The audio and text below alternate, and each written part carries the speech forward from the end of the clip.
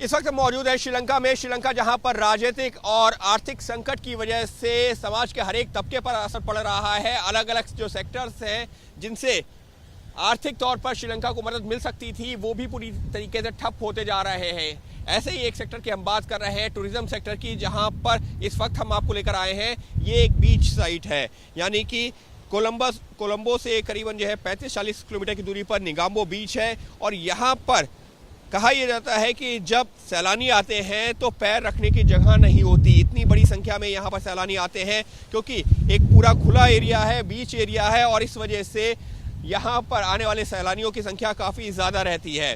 लेकिन आज यहाँ क्या तस्वीरें हैं, सन्नाटा पसरा हुआ है।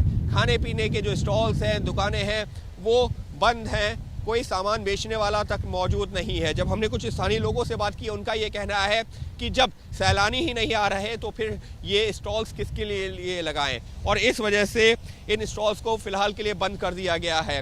और इसकी वजह से भी लोगों के सामने आर्थिक संकट खड़ा हो रहा है।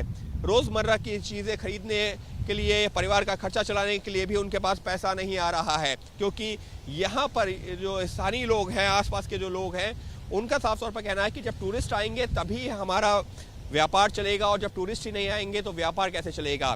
और बात की जाए इस बीच की, तो यहाँ पर अमूमन जब भी जो टूरिस्ट आते हैं तो कहा यह जाता है कि क्योंकि कोलंबो के नज़दीक बीच है, इस वजह से यहाँ पर अक्सर बड़ी संख्या में सैलानी रहते हैं। पिछले 2 साल कोरोना की वजह से सैलानी कम आए थे, और इस बार जो उम्मीद की जा रही थी कि कोरोना कम हुआ है, सैलानी बड़ी संख्या में आएंगे, तो अब आर्थिक संकट की वजह से जो सैलानी है वो यहाँ पर नहीं पहुँच रहे हैं। और उसका नतीजा क्या हो रहा है? नतीजा ये हो रहा है कि टूरिज़्म का जो पूरा सेक्टर है उस पर इस वक्त संकट के बादल मंडरा रहे हैं। क्योंकि जो इकनॉमी है, यानी कि अर्थव्यवस्था है, वो इस वक्त डूबती सी नजर आ रही है।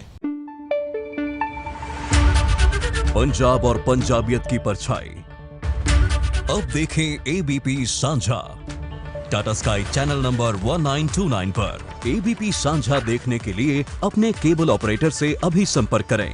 एबीपी सांझा, जोश, जज्बा, जुनून।